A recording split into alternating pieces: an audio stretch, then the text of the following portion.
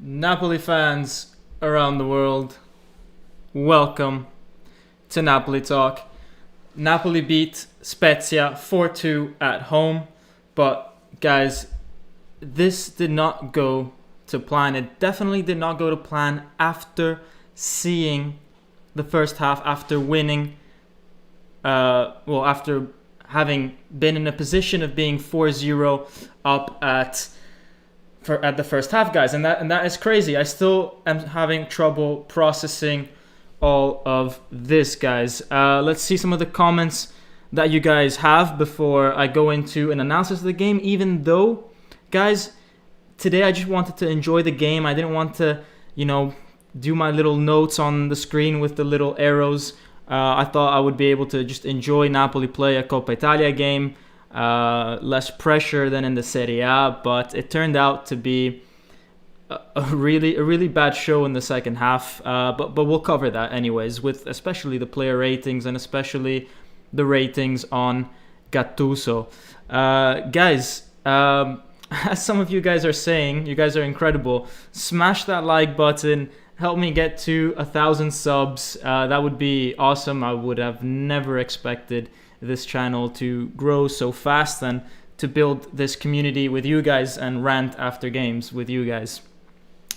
So Grinish Kumar, first to comment, was saying, very good win today. However, second half performance was a bit lackluster. Exactly. Napoli goal 0-6. Good win nonetheless. Maximus is saying, so Gattuso received the dreaded vote of confidence this week. We'll speak about that for sure. Gattuso's situation is the hot topic of today's video, which is why I'm not going to focus too much on tactics, actually.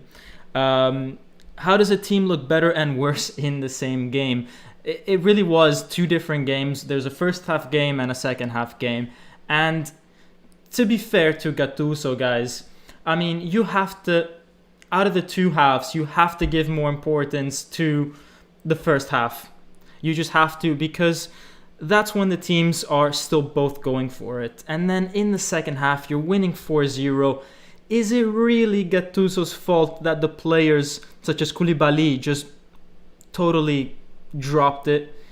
It's not really his fault. Koulibaly was messing up some key touches, some simple passes, and just, losing concentration throughout the game in that second half. And you could argue that that's Gattuso's fault, that he has to keep the players on edge. But I saw him in the second half be a lot more active and a lot more into the game than actually he was in the first half. So you can't say that Gattuso, just started relaxing and that's that. Obviously, we did change formation in the second half. We went from a 4-3-3 to a 4-2-3-1. We did take away Lozano.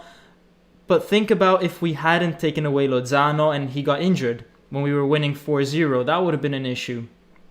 So, and then 4-2-3-1, I think it was to test out Osimhen and Mertens back again in that position. That's where I think Gattuso messed up, guys, because I think having been winning 4-0 with a 4-3-3 and the midfield working better in a 4-3-3, wouldn't it have been much better for Gattuso to play Osimhen in the 4-3-3 and test him out? Because we've seen Osimhen in a 4-2-3-1. We know he's good in that position. But have we seen him in a 4-3-3? Not really. This was maybe the game to trial him out in a 4-3-3. So, but we'll cover that in the ratings. But just that comment from Maximus 1318 Abel just got me going on that topic. So thank you for that comment, and we'll talk about the dreaded vote of confidence as well. Maximus is saying, Dom, let us know if we can help you get to 1,000. Guys, like this. It really helps the algorithm. Subscribe if you haven't. Share. Spread the word. Anything that you can do.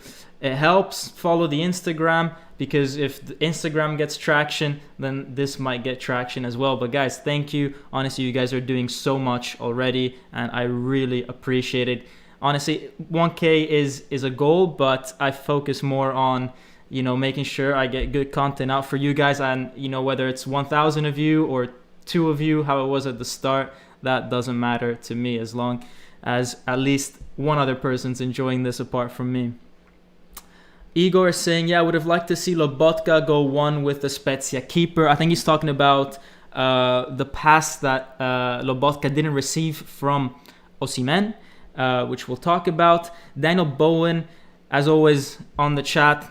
Hello. Napoli completely dominate first half, looked like summer training. Then we reminded why we can be so frustrating. Guys, I actually think that's not the case. I actually think that in the first half, it wasn't like training at all. It was Napoli going at it, intensity, speed, good passing, verticalizations. And then in the second half is when it seemed like it was a summer training camp where you're just testing out random things. You know, at one point, I saw Lobotka play as a striker. I didn't think that was something I would see ever in my life. But, you know, it did seem like in the second half, everything just went out of the window. Every schematic, every tactic, every instruction Gattuso ever gave in his life, just completely out the window in that second half. A few more comments. Avice Conti, this just shows how mentally inconsistent the team is. And it must be said, guys, everything was going well. Everything was going well until who started the first few mistakes? It was Koulibaly, guys. It was Koulibaly. And let me actually get rid of these banners down here. You guys know what to do. I don't need to remind you. But it started off with Koulibaly messing up a few passes. He messed up a few passes, and then all of a sudden the team, you know, especially if a defender does it, the team started losing a bit of confidence. And, you know, when one of your senators, you know, what we call the senators, the key, the spine of the team, someone in the spine of the team, when they start messing up passes, when the defense starts getting shaky at the back because of that, then all of a sudden the whole team panics. So, and I don't want to, you know, put too much blame on Koulibaly, but guys, the second goal of Verona, the one that got us down against Verona, that was Koulibaly's fault for being about 15 meters out of position. So I don't want to, you know, go hard on Koulibaly. I know he's, you know, your favorite player ever. Mine, one of my favorites too. But there are some moments where Koulibaly just seems to sort of lose it. And we got to be careful with that. I'm not saying that, you know, he's got to be benched, but it does matter, you know, how it's the same way we criticize Insigne when Insigne messes up an attack. We've got to criticize Koulibaly when he messes up in defense. The LPRLZ is saying, Dom, you need to comment on every Napoli highlight video on the official Serie A channel. That is how I found your channel, guys. I am doing that. So if you guys ever see my comment there, give it a like. It puts it up at the top and more people can find. I try not to spam other channels too much because I know how annoying that is. But if you guys are okay with that, then, you know, I got you guys to defend me if anyone says I'm spamming. Raul Navarrete saying Napoli's playing against another professional team. They can make good second half adjustments. Players going up 4-0 and let off a little in the same way the other teams can up their mentality. Raul, that is a very good point. And I think this brings me into the substitutions that we made. So we took off Lozano at the start of the second half, so in between halves. That sends a message to the team, to both Napoli, that, guys, the game is over. We're taking away our most, you know, competent player at that time, the one that's really hurting Spezia. And for Spezia, that's a signal. Okay, they took away Lozano. Who are they putting in? Oh, they're putting in Mertens. Mertens didn't seem like he was fully fit. So in defense, they gained a lot more confidence. And from there, you can really build your whole attacks. You know, if you've got that confidence in defense, and Napoli's defense on the same length is losing confidence because of Koulibaly, and the team just relaxed because Gattuso thought that the game was over, then you know, that's what happened, really. So Raul, you're right. You know, we should never think that it's training time, especially when you've got 45 minutes left, even if you're 4-0 up, because, guys, look, it's not about conceding 4 goals. I'm just going to talk straight to the camera, guys. It's not about conceding 4 goals. We know that Spezia probably wouldn't have conceded 4 goals even if we took away Lozano. But what you have to understand, guys, is if they score even 1 goal, then all of a sudden Napoli start trembling. And then if you can see 2 goals, there's a real risk that it just precipitates. And Napoli was able to hold on to it. We're good enough to hold on to 4-goal leads against Spezia. But why did we need that stress? Why did the fans need it? Why did Gattuso need it? He's such in a fragile position. Why not just win 4-0 and keep it at 4-0? Why risk different things, different random things, Lobotka up top at one point, why do all these crazy things when you're 4-0, you can take that home and secure your job? And obviously, for the players themselves, because when you're winning 4-0 and you have to run around the field, that takes a different level of energy than if you're running around the field and it's 4-2. It seems like it's the same amount of running, but it's not. You're running to save your life when it's 4-2 and the other team are on the up. Whereas with 4-0, you can sort of jog along, and the mental stress on the players must have been huge in the last 45 minutes. So I don't understand why in between the halves we decided to give up. And it is a huge mentality issues, guys. And I think we've got enough people here to go on to the player ratings, actually. So for the 50 of you watching, this is the scores I'm giving Napoli today. I was a bit nice to the players that came on in the second half, like Osimhen maybe. I think Osimhen maybe could have been 5.5 because I don't think he did enough and he messed up a good opportunity to serve Lobotka. But I gave it a 6 because, they're coming back from injury. These are players that don't play much, the 3 that have a score, and Bakayoko, Di Lorenzo, they only played for about 5 minutes, not really enough to make an impact. But let's look at some of the other players, and let's start off with in attack. So we have Chucky Lozano, who scored Napoli's 2nd goal, and what a goal that was. And it must be said that the way Lozano scored this goal, that he started off, so Spezia play a really high line, guys, a really high line. And Lozano was able to use his speed and go through that line and go one-on-one with the keeper and just smash that ball in. But guys, it's the same sort of opportunities and the same way we played against Spezia in the Serie A, where we had 30 opportunities to score and we didn't take them.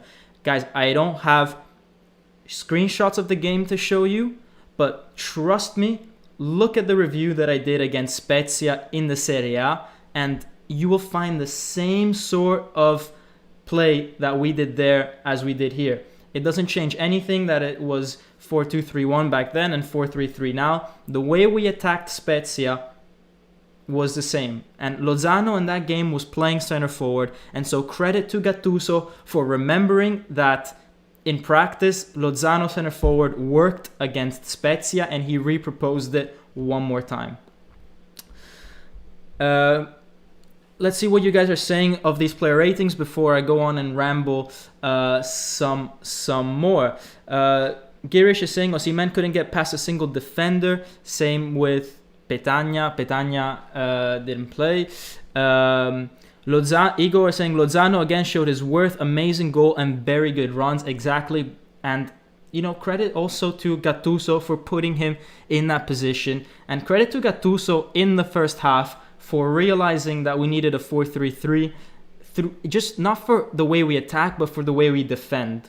So the way we attacked was actually very similar to other games where, or the other game that we played against Spezia, where Lozano was sent through on goal from the front. Visavi is saying, what was up with Koulibaly and Manolas in the second half? Koulibaly gave a few balls away under almost no pressure, and Manolas seemed off defensively. Guys, I was actually super lenient on these scores in defense. So Vesavis is now taking the attention away from attack and going straight to defense. I'm reading you guys, so let's go through the defense instead of continuing with the attack. And all right, so Koulibaly probably deserves a 5 for his performance, except he scored a really nice first goal that sort of pushed us in the right direction in the first half. Took off the pressure, because if we hadn't scored that first goal, who knows what this game could have been. Let's not forget, Spezia scored 7 goals against Roma in the last 2 games. So we got an early goal, and then thanks to Zielinski and Lozano, we managed to secure those positions, and Elmas put the cherry on top through Insigne, really nice assist. And those are players that all ranked really high up in the middle. Demme as well in the middle, worked his socks off today, always does that. For me, whenever I don't see Demme on the field, I'm always asking questions. It must be because he's not fit, because for me, Demme is our best midfielder. Take away Zielinski, who is now a midfielder, but he can be considered number 10. Demme is our best holding midfielder, let's put it like that, because he's not only just good at holding, but he hit a post today, close to scoring again for Napoli. He's starting to, get a nice little habit going there. But turning back to the defense, what was going on with Manolas and Koulibaly? Completely lost it in the second half. And not just them, you've got Mairo Rui. Guys, Mairo Rui, you're winning 4-0. It's the 55th minute, I think it was, and he gets a yellow card in the middle of the field for no reason. And this yellow card could cost him missing a final later down the line. You're winning 4-0. What are you doing tackling players in a way that can get you a yellow card? So for me, that's why he gets a 6. Other than that, no huge mistakes on his side. Hizai, he gets a 6. He's much better on the right than he is on the left. But the way that we conceded the first goal, I think, was a bit his fault. If you guys look at the highlights that are going to be on the, I think BT Sports YouTube channel or something like that quite soon, remember to see my comment after the live, and I'll press like on there as well. Anyways, when you rewatch that goal, Hizai just suddenly, turns his back and closes his eyes on the cross that's coming in. So for me, that's really poor defending. What you need to do when there's a cross coming, I know that it can be scary, but you're not 6 anymore. Keep your eye on the ball. If it's going low, try to close your legs. The ball went through his legs. You never turn your back on the ball. So for me, I saw that automatically removed half a point from him. And Politano, I only gave him a 6. Guys, he scored a goal. Great. But for me, it was... and I don't know why Elmas' 6 is not yellow, but that should be yellow as well. He didn't perform that well. But Politano's 6 is because for Spezia's 2 goals, Spezia got past him way too easily.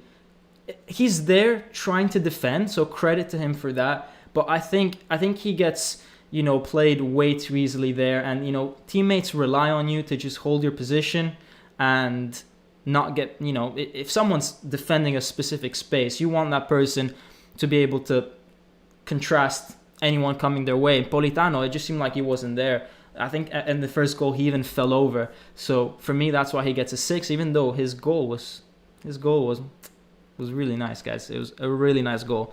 I didn't even think that it was going to count because of, he was just so chilled about it. He just sort of like tapped that ball in, but, it counted. And yeah, guys, it was a really good goal. But yeah, I didn't like the way that he got beat in the 2 goals made by Spezia. Obviously, Ospina couldn't do anything about that, so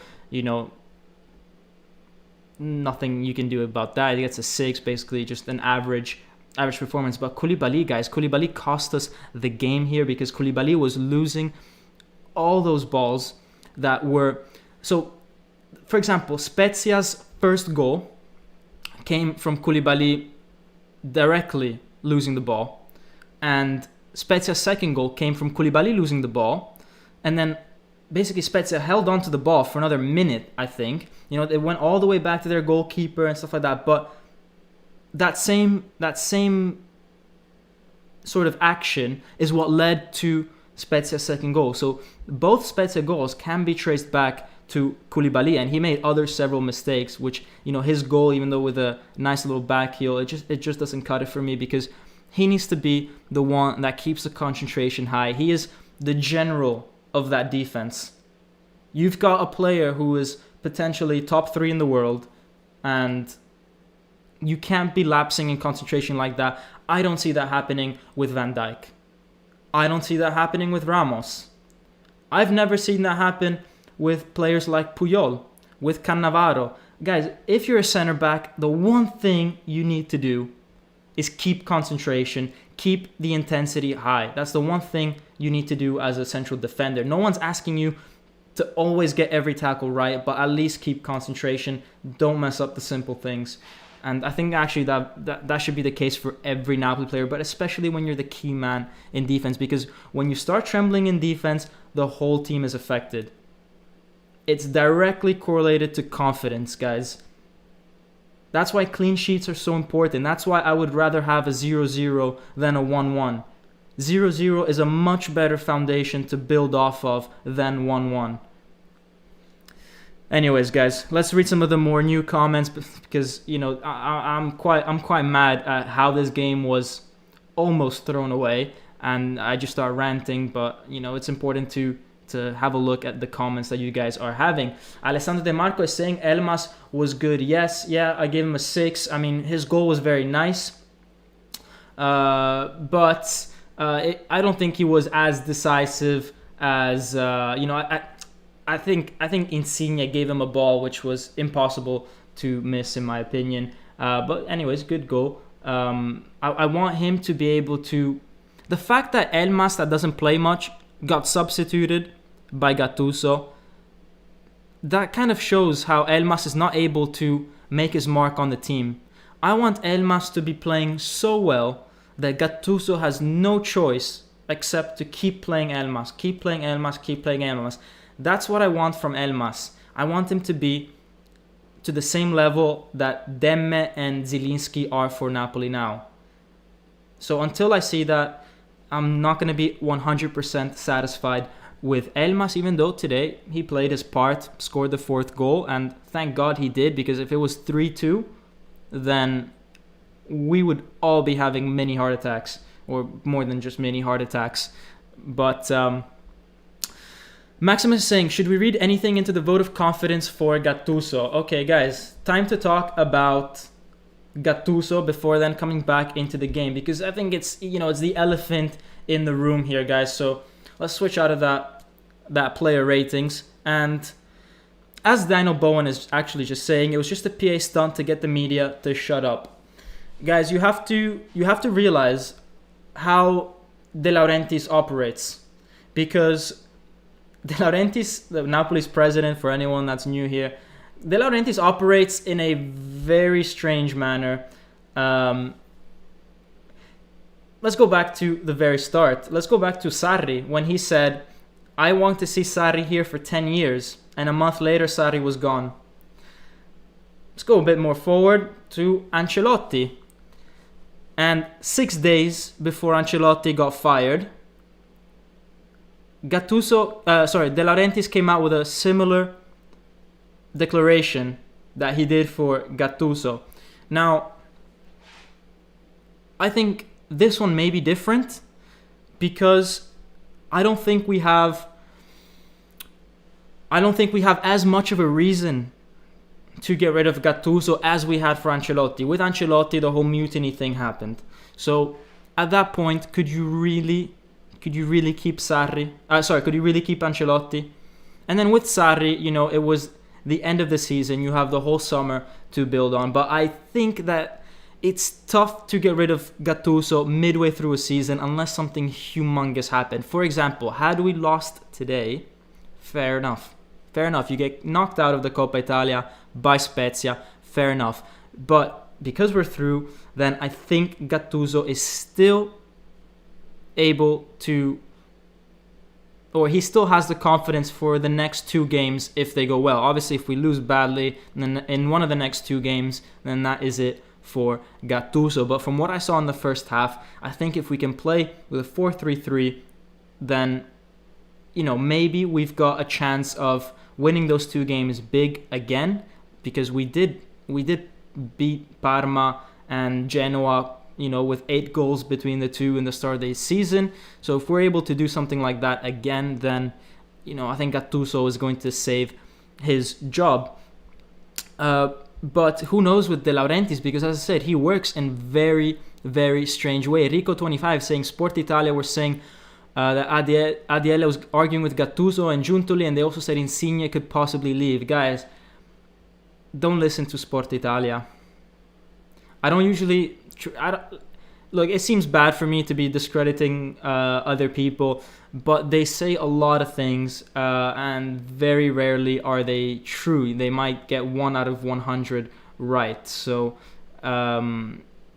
let's stay with more trusted sources, and sources that are closer to home. I would stay with people that work at Radio Kiss Kiss, Radio Marte, people that are close to the Napoli environment.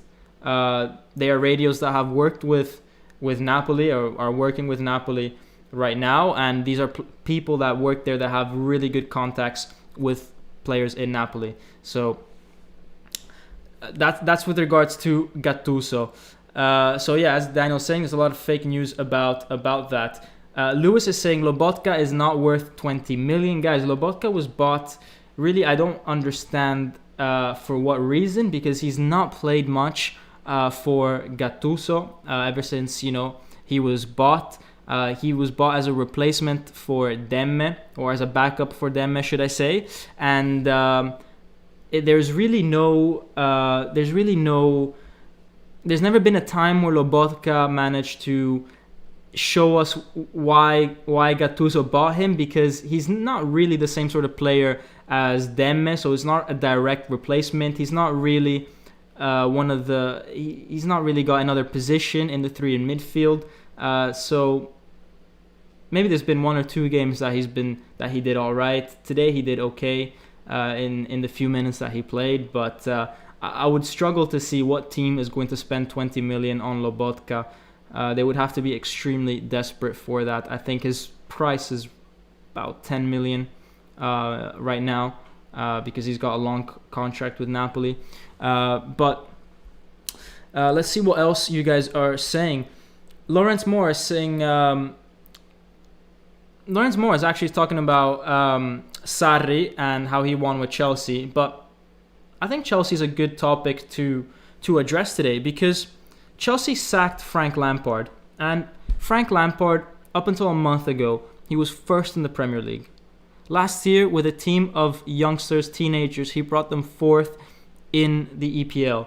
Over the summer, they spent big, a bit like Napoli with Osimhen. They spent big, and obviously it takes time for things to work. You've got a lot of players at Chelsea that need to bond still, that need to gel with one another, and there's a lot of pressure on that team. Now, was it the right decision to sack Lampard?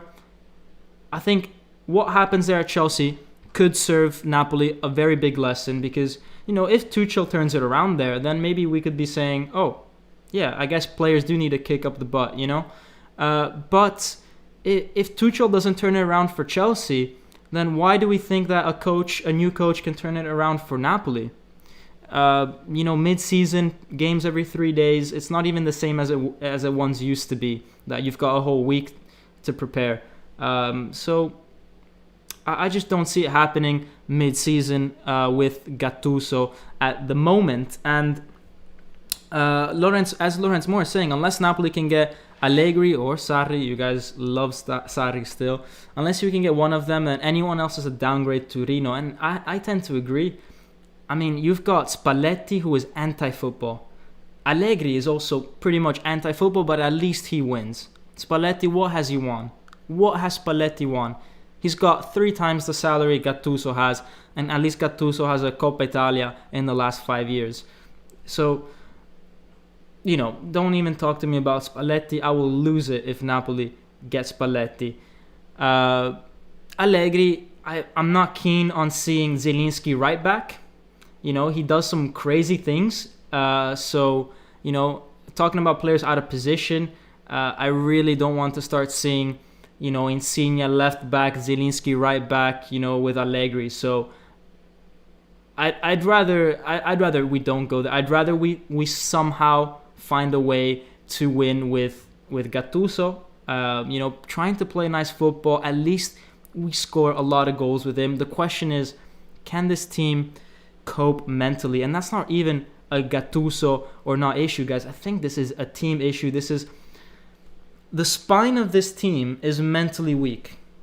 the spine of this team is mentally weak. You can put any coach there, but we bottled it with Sarri.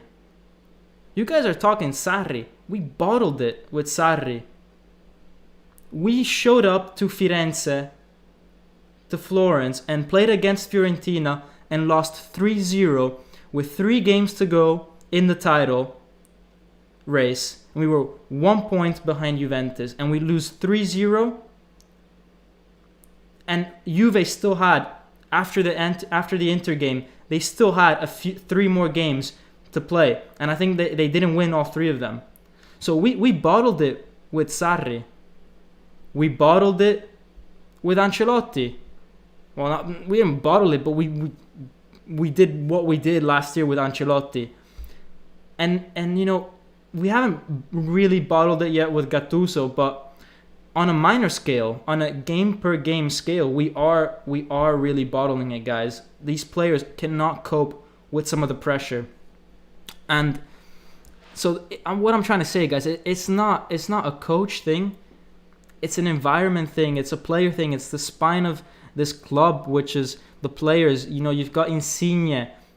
Think about, okay, guys, let's go back to the ratings, because I think we can explain this better with a formation up. Ignore the numbers on the screen.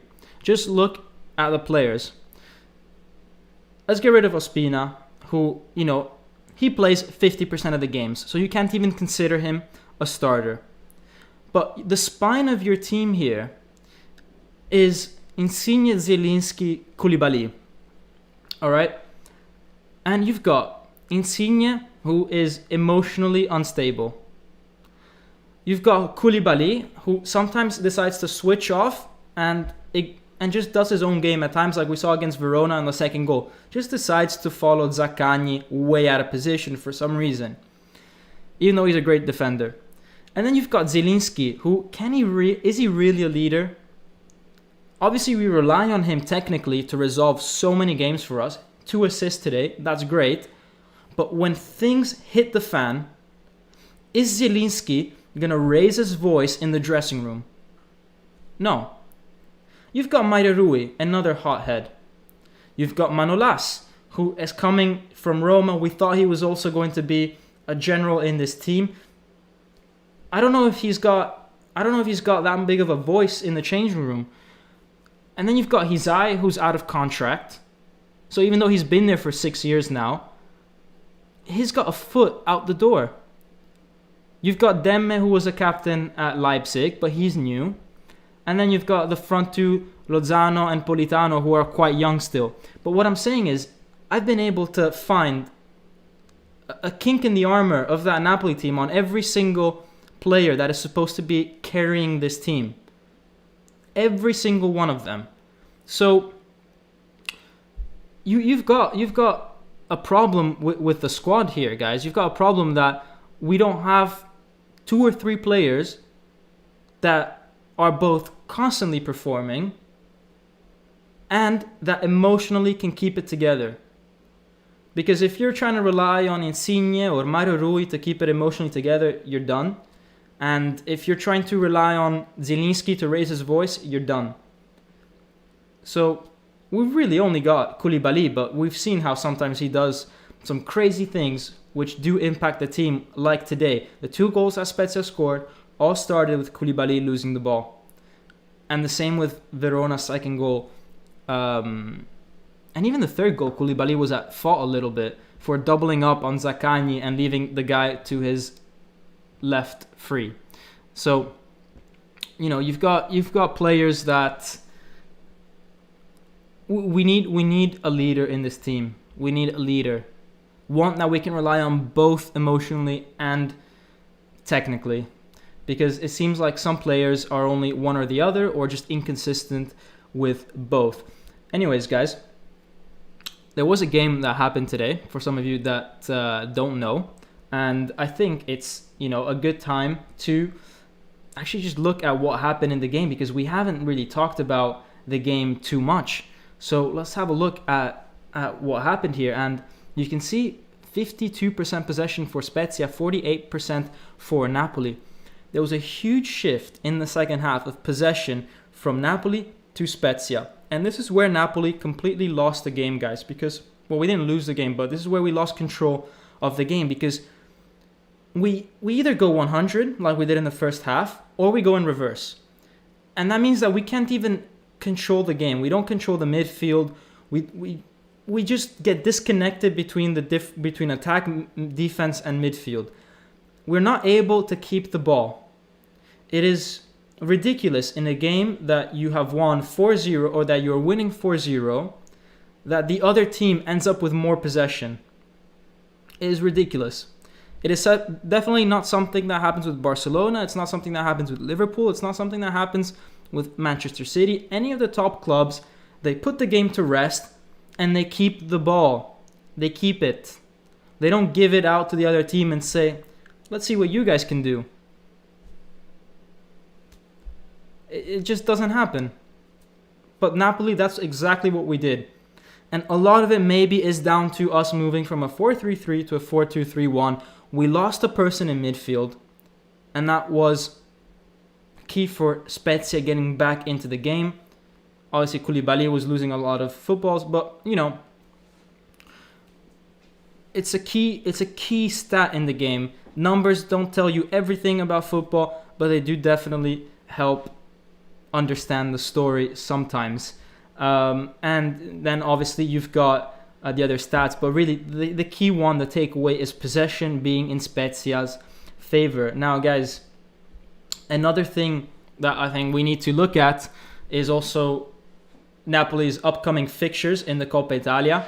So, as you know, Milan got beat by Inter 2-1, and what a game that was, with Ibrahimovic and Lukaku, the clash of the titans at that point. Inter faced Juve, that had an easy win against Spa, but look at Juve. I wanted to put this screenshot here because look at Juve, 4-0. They were also winning 4-0 at one point. Did they concede 2 goals? Did they suffer? They didn't suffer. They didn't all of a sudden stop playing football. They kept it at 4-0. They obviously didn't go all-out attack. That's not what we're asking Napoli to do. We're asking them to just keep the ball. Keep possession of the ball. Especially when you've got 45 minutes left, guys. Especially because, you know, if you concede a goal in the 50th minute, then you start trembling. And we're not a good enough team at this point to stop the trembles. This is why I wanted to put this picture here, because I wanted to illustrate the difference right now in mentality between Juve and Napoli. Anyways, you've got Juventus, Inter that have to play. You've got Atalanta and to be decided, but that's actually Napoli. Google still has to update itself. So that's actually going to be a really, really juicy game, guys. Atalanta, Napoli. We have the second leg at home, which is a huge advantage.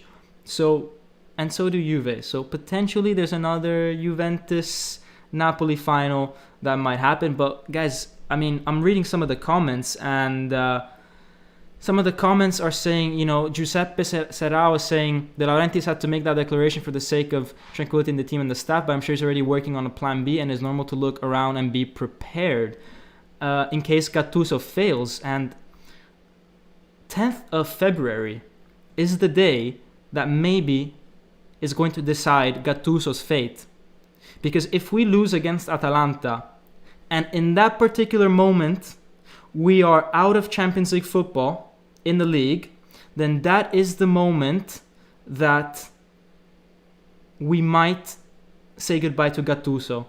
Because we're at risk of losing Champions League and we're out of the Coppa Italia. And to put this into complete context, this transition is so smooth between one argument and the other.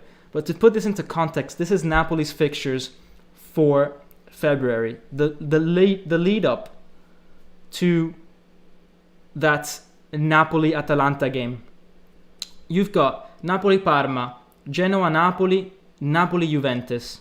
3 huge games. We have to win the first 2. We have to, no question about it. Then you've got Napoli-Juventus, okay? This Napoli-Juventus game is huge, huge, huge. If we win, it can give Gattuso a lot of breathing space. However, we have Granada-Napoli, and right after, we've got a triple fixture with Atalanta in the league and in the cup. If for some reason we lose against Granada and we're knocked out of the Europa League and we lose against Atalanta in the Coppa Italia, and the only thing that's saving us or saving Gattuso is maybe having Champions League football next year, and so being in the top 4 of the league. But, these are tough games. You've got Atalanta, derby with Benevento, and Juventus. So in the lead up of that Atalanta double fixture, and guys, Granada's not a horrible team, so let's not underestimate them. I do think that we will beat Granada, we will beat Parma, we will beat Genoa, and then we'll see what happens with the other 3 on the right. But it's a delicate moment for Gattuso, and the games are going to be coming in quite fast. So the situation, guys, can change at any point. I could talk to you guys one day and tell you guys Gattuso is safe, and then I could talk to you guys 2 days later and De Laurentiis has completely changed his mind because maybe we get knocked out of a competition or we lose against Juventus or Benevento or something like that, guys. But yeah, it is a crazy fixture list for Napoli. And let's see what you guys are saying right now. Piero Lombardi, the way we're playing, I can see us getting torn apart versus Atalanta. Guys, Atalanta, there's 3 games against them. 3 games. You've really got to play. You've got to be physically at your best to play 3 games in the space of 20 days against Atalanta, on top of all the other games that you have. But if we don't arrive to the Atalanta game physically at our best, then I am worried. The good thing is Mertens and Osimhen are coming back onto the scene. Mertens got subbed on today at halftime, and he got subbed off before the game ended. So I don't think it was a matter of him being physically unfit. I think it was more Gattuso trying to put an extra midfielder in the team after realizing that maybe we have a bit too many attackers on the field when going back to a 4-2-3-1. But it's interesting that Mertens still hasn't got 45 minutes in his legs. And you've got Osimhen that still looks a bit rusty. But by the 21st of February, then, we really do want, or by that point, we would have played 3 games against Atalanta, and we want to be, physically at our best, because we've got that game on the 21st, and then, as you guys can see here, we've got the 3rd and the 10th against Atalanta. So, it's going to be a crazy fixture list for Napoli. Play Atalanta 3 times, play Juventus, derby with Benevento, Granada in the Europa League. It is just going to be crazy, and if we don't win against Parma and Genoa to start with, then it's going to be extremely difficult for Napoli, guys. So those are the fixtures. Let me remind you guys to smash this like button like you guys are doing in recent videos. Thank you so much. Join the Twitter and the Instagram. I'm not finishing the live just yet. There's so much still to talk about, but just reminding you guys. Join the Instagram and make sure you check out the previous videos. I did one where I review shirts like these or jumpers like these, the authentic versus the replica shirt, the windbreaker, all that stuff is really good gear by Coppa this year. I think they're always just constantly improving, and I'm excited to see next year's things. But this video is important because Coppa tends to dress the same way, really tight fit, authentic shirts and all that. So if you're interested even for next year's shirts, then take that video into consideration. What else is the chat saying here? Giuseppe Serrao is saying, we need someone that makes us do the last step towards a winning mentality. We need someone with charisma of Ibrahimovic, but in the midfield, someone that improves the character of the team. Guys, it doesn't even have to be in midfield necessarily, because, you've got Ibra playing in attack. It has to be anywhere on the field, but you've got to have someone that is both the technical leader and the team leader in the dressing room, off the field, on the field, against opponents, with the referee. with De Laurentiis, with Gattuso. You need someone like that because Insigne is too emotional. There's a lot of young players at Napoli right now that are feeling the pressure too much. And Insigne met, I think it was last night, or maybe 2 nights ago, with a delegation of 3 or 4 ultras, and they had a discussion, and this ultra was saying to Insigne, it can't be possible that you guys are getting affected by Napoli, by the comments that people make about Napoli on social media, and something like that. And Insigne replied saying, look guys, it's not me, I don't even bother with these things anymore, but it's the younger people, it's the younger guys in the team. They still don't know that that's how it works at Napoli. Well, Insigne, come on, we haven't bought anyone new this year except Osimhen. So which younger players are you talking about? Are you talking about Osimhen? Are you talking about Elmas? Elmas been here for a year and a half. How have you, as a captain, not been able to, make sure that players like the younger ones understand how Napoli work, understand the pressure that we have at Napoli, and to make them realize that pressure is something that you have to feed off of. Ibrahimovic, when people mess up a pass, they're done.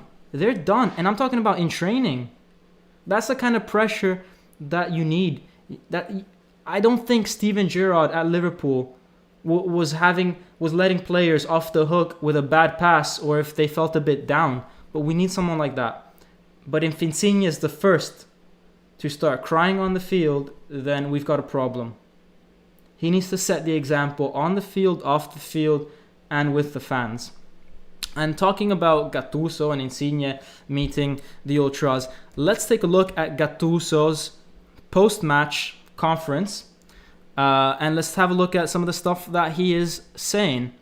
I'm going to be translating Gattuso's press conference. And he's saying, I'm going to keep the first 45 minutes.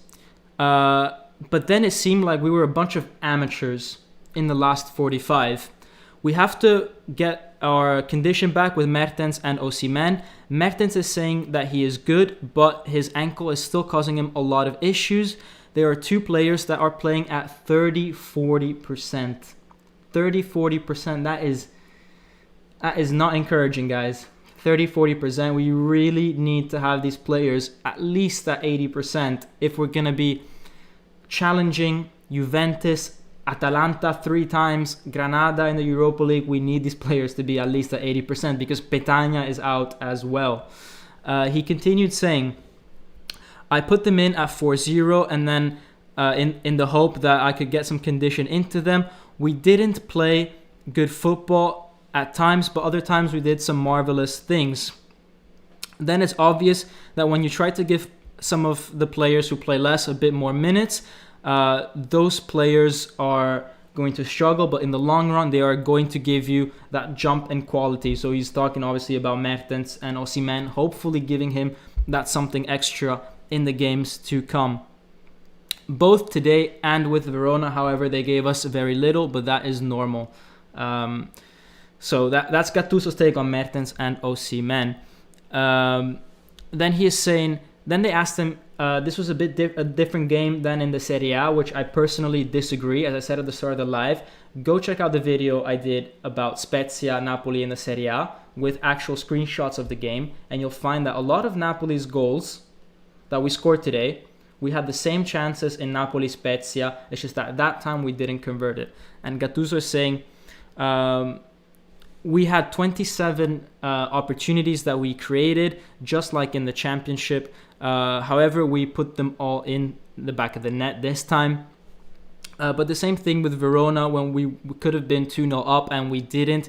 We have to remain calm in front of goal. Guys, we need to remain calm.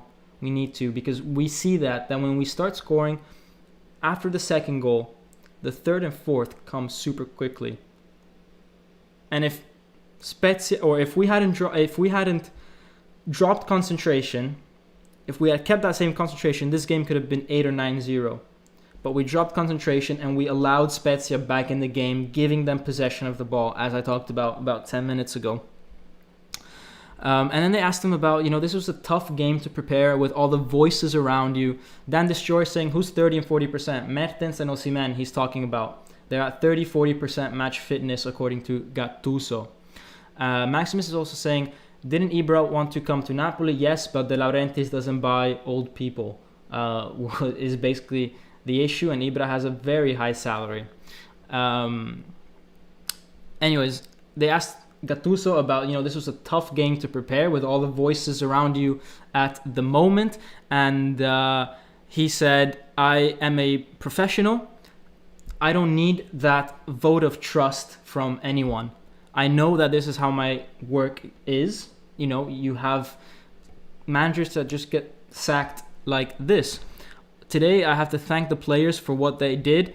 I am disappointed because I get always systematically asked if I'm going to resign, and I don't understand why other coaches don't get asked the same. Ooh, shots fired at other coaches, Gattuso. I want name and last name of who you think should resign. Who in the Serie A? Which coach should resign, guys, in the Serie A apart from Gattuso? That's an interesting one. He said, I resigned at Milan because I did what I could. That's a good point. At Milan, the club he loved, he resigned. He said, I took this team as far as I think it can go. So if he has not resigned yet for Napoli, it means he still trusts this team to improve, and I do too, to be honest. I think with Mertens and Osimhen coming back, and if we can keep concentration in the game, this team could skyrocket. I'm serious, guys. This team has so much potential. Because we can score 4 goals against anyone. We just have to make sure we don't concede. I don't understand why they keep saying I need to resign. Me and my staff are working morning until night. And if the results don't come, then that is for the club to judge. He's saying, I have to respect my wife, my kids, and who's here with me. I don't resign. What is that? Have to respect. That's a bit dramatic from Gattuso, guys. No one's telling you shouldn't respect your wife and your kids. No, but honestly, guys, I feel bad for Gattuso. Imagine a coach having to come onto screen and saying, I'm not gonna resign. I've got a family to feed. Because he doesn't get paid that much, guys. He's not like on 20 million a year. He's on 1.5. You can probably feed your family with that. I'm sure you can. But no, anyways, guys, jokes aside, Gattuso's doing a good job at Napoli. I honestly think he is. If we had won against Verona, we would have been third. So you can't sack a coach based on one game. It has to be more than that. It has to be the situation is so bad you can't recover from it, like it was with Ancelotti. But you can't sack him off one game. We'll see in February how it goes with Europa League, Coppa Italia, the game against Juve, the game against Atalanta in the league, or if he loses against Parma and Genoa, that's obviously a big issue. But losing to Verona away from home, a team that beat Juve, a team that beat Lazio, a team that beat Roma, it's not, you can't really sack a coach for that. Anyways, what else has he said? Yeah, he says everything seems a bit exaggerated. Why don't you guys ask regarding this is the 4th semi-final in a row for Coppa Italia that I do. That's true. You guys only say negative things and it's not okay. So guys, he's really going at it, Gattuso. Like, he is feeling the pressure, and I wonder if he thinks he's gonna get fired, because this seems a little too defensive. Giuseppe Serao is saying, yeah, but Verona, Spezia, Torino. Verona we deserve to lose. Spezia and Torino, Giuseppe, look at the video that I did with Spezia, and you'll see we did 30 chances to score. What more can the coach do?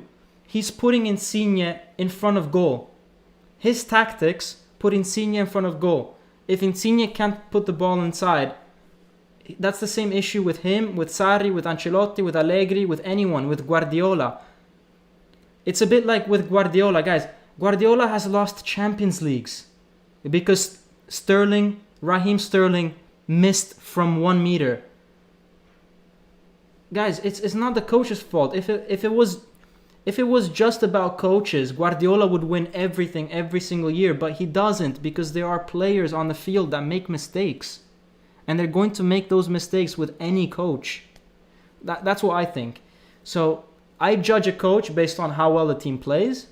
And Gattuso is struggling right now, but I've not seen it being that bad. I've seen so much worse. And if you look at how Inter are playing, if you get rid of Lukaku, if you get rid of Lautaro Martinez for 3 months, like Osimhen and Mertens for us, Inter would be 8th right now. 100%. 100%. So let's give him time for Mertens and Osimhen to get back to fitness. And then when they're fully fit, if we're still not winning, then let's judge him. But guys, we've had a lot of injuries. We've had Demme out. We have Fabian out now. We have Bakayoko that played every single game. We had Koulibaly out. There's a lot of players that were out for injury. At the start, we had Insigne out for a bit. At the start, we had Zielinski and Elmas out with coronavirus. Guys, it's all things that build up. The coach had to struggle with a lot this year.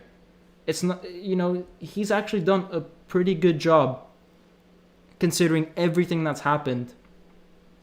And there's been a lot of off-the-field distractions, starting with Juve coronavirus until now.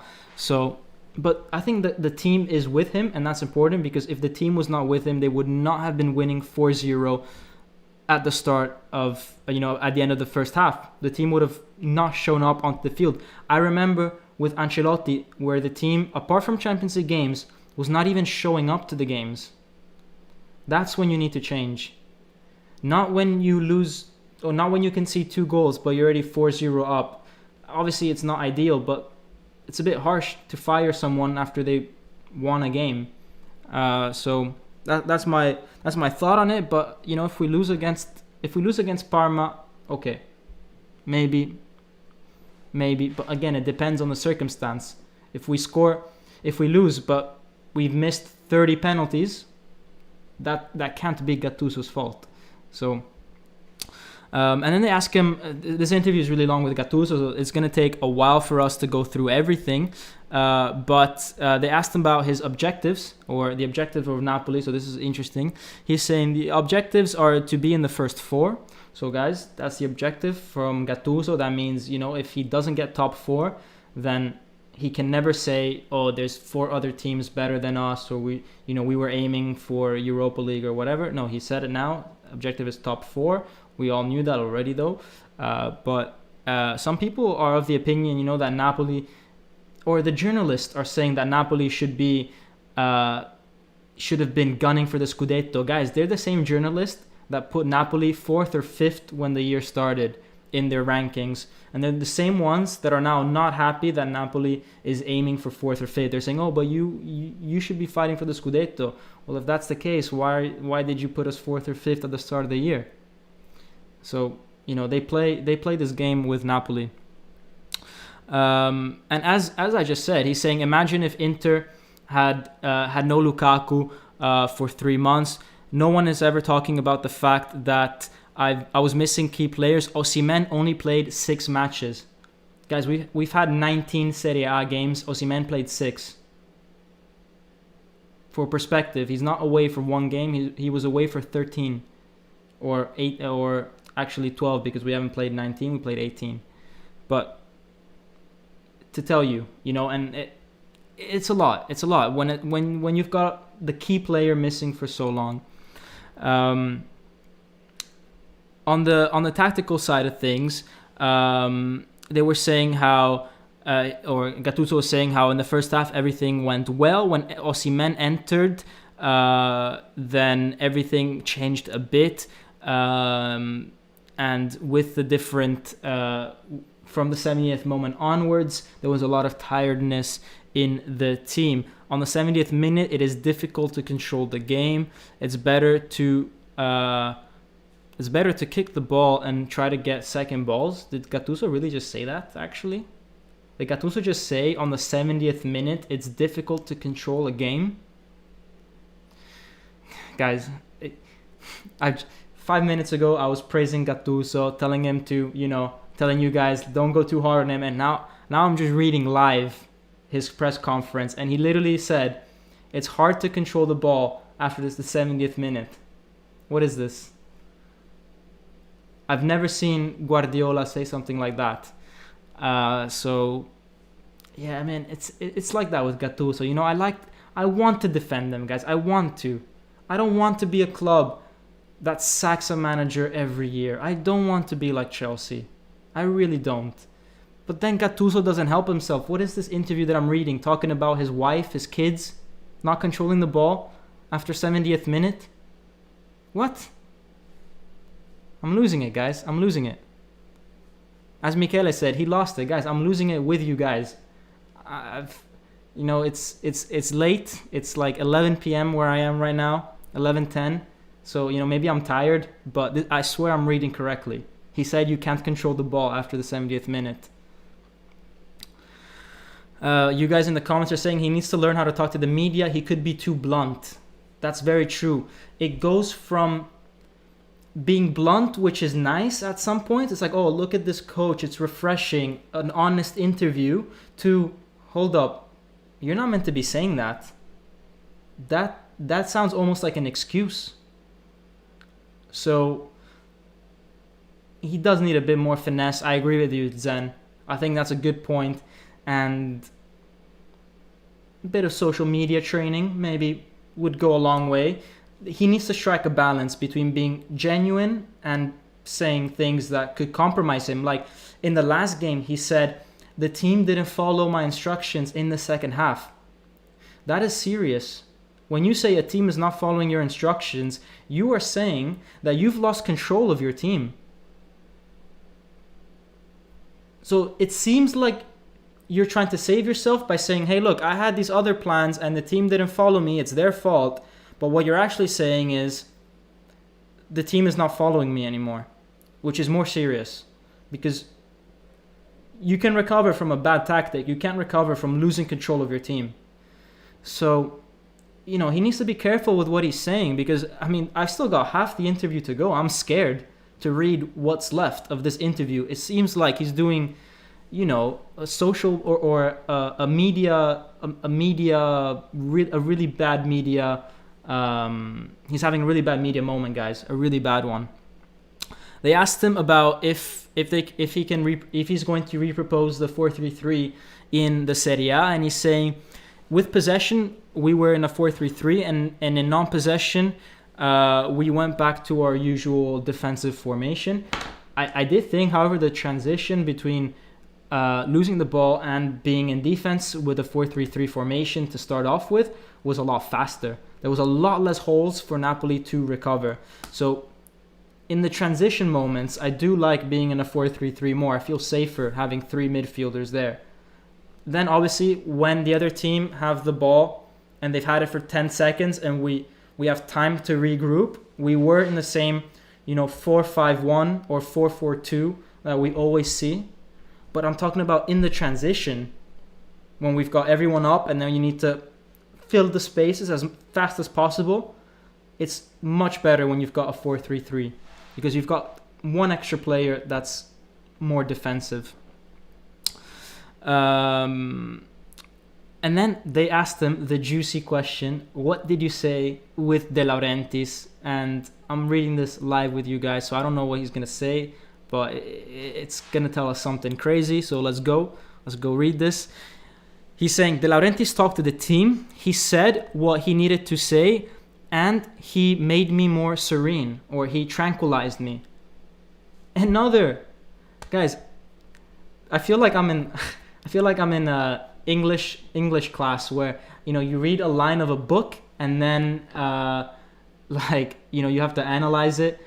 But I'm doing this live, and he said he talked to the team and he tranquilized me, or he made me more serene.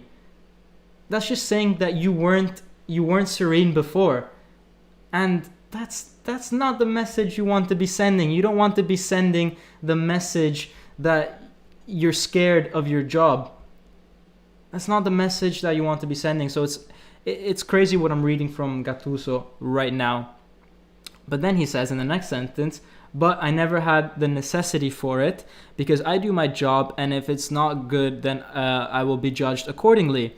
We passed the group stage in the Europa League with teams like AZ and Real Sociedad, and we know where they are in the league tables right now. That's true. It was a tough Europa League group, tougher than some Champions League groups that we saw.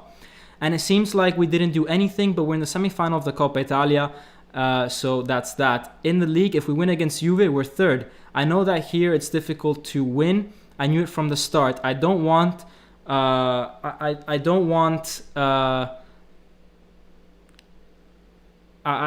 don't get depressed easily. I have conquered everything. It's a bit dramatic from Gattuso again. I don't get depressed easily. I have conquered everything. But it is true, he's had a very tough life.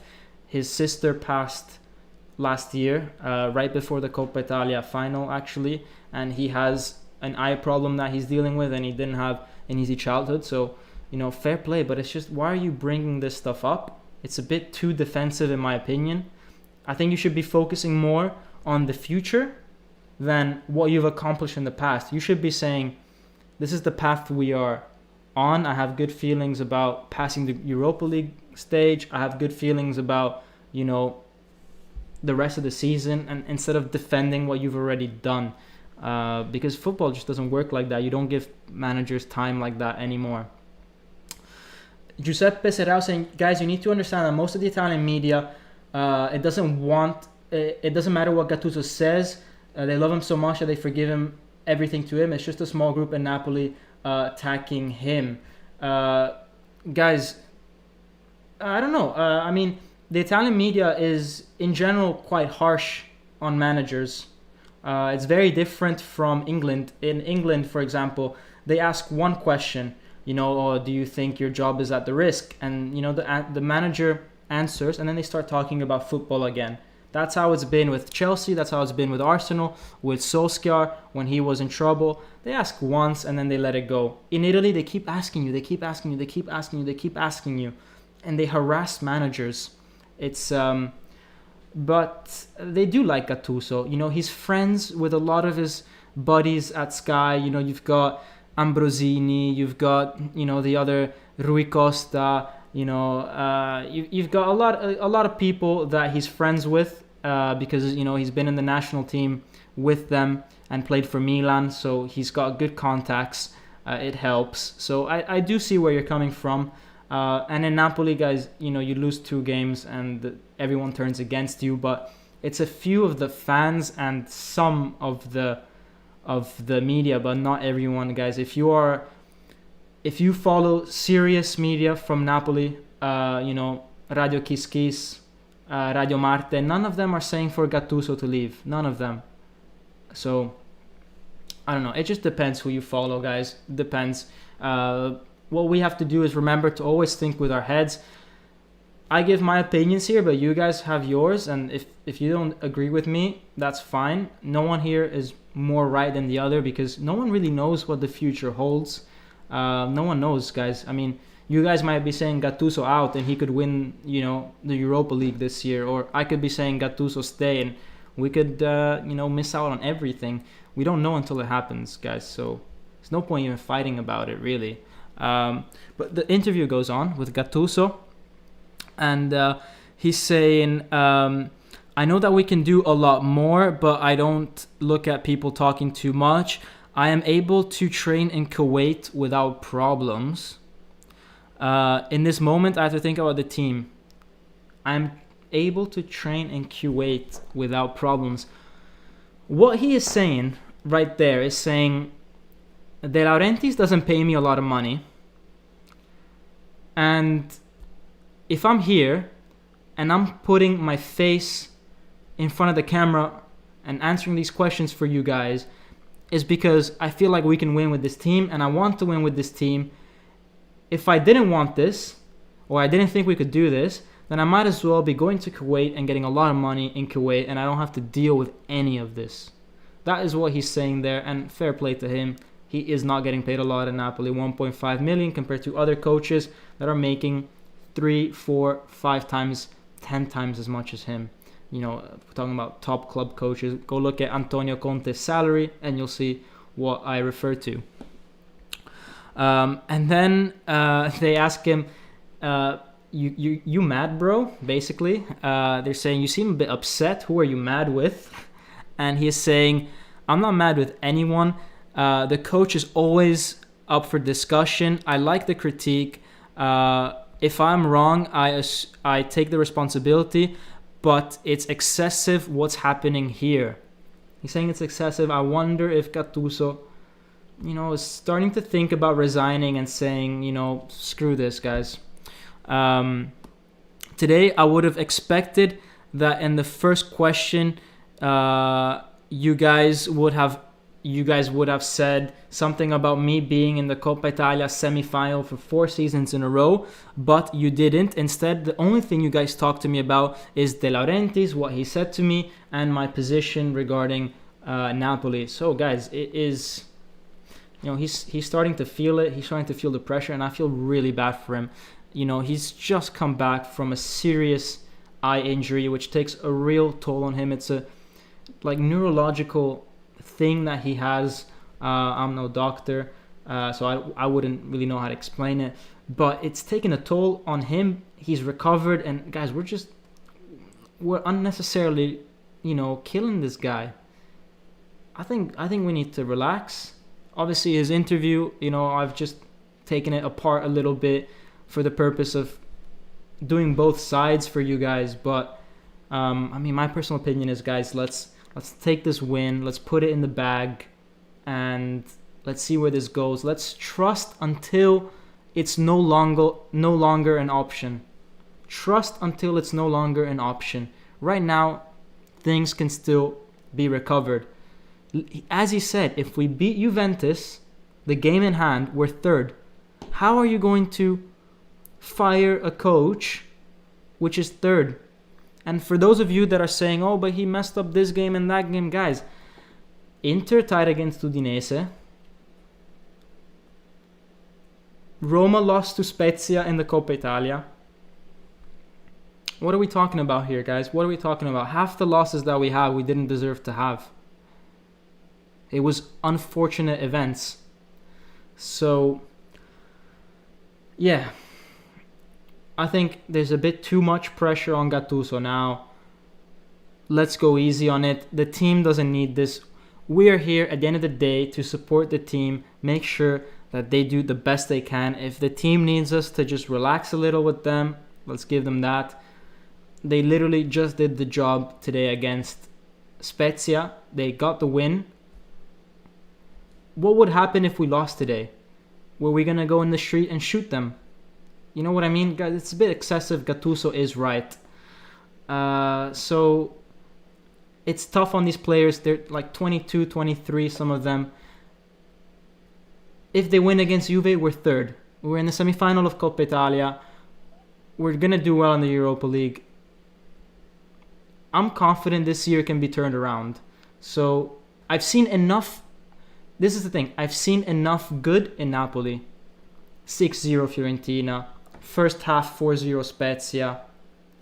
You know what I mean? There's been enough. 4-1 against Atalanta. 4-0 against Roma. There's been enough good things that have happened that I think we just need to tweak a few things like concentration, and we're good. But that's not really dependent on manager. That's the players that need to wake up. That's Koulibaly needing to wake up, Insigne needing to wake up, all that. But it's already a huge improvement from Ancelotti, and that was just 1 year ago. That's our base. So let's give it time. You know, Solskjaer, first at Man United, he was doing worse than Gattuso. So, as far as I remember, the only loss were against Lazio and Verona, the one that we deserved. Yeah. Those are the only 2 losses. Guys, Inter, we didn't deserve to lose. The other loss that we had, what was it? Sassuolo, we didn't approach it well, but we deserved to tie. But there were other games that, we just didn't deserve it, not at all.